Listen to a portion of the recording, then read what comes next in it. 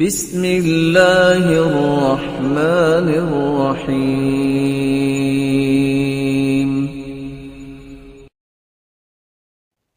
جو اللہ کے رسول صلی اللہ علیہ وسلم کے قول سے، عمل سے، تقریر سے نفرت کرتا ہے اور بدعتی ہے، دعوت بھی دیتا ہے، اسے علم ہے کہ اللہ کے رسول نے یہ فرمایا اور یہ کیا، اور پھر بھی مخالفت کرتا ہے، یہ اس لائق بھی نہیں ہے کہ اس کو سلام کیا جائے۔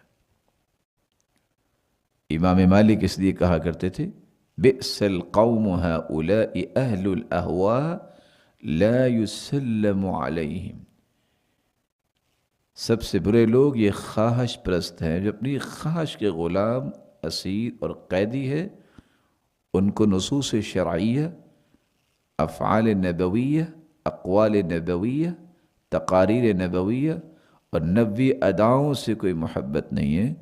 ایسے لوگوں کو لا یسلم علیہم، ان کو سلام بھی نہ کیا جائے۔ یا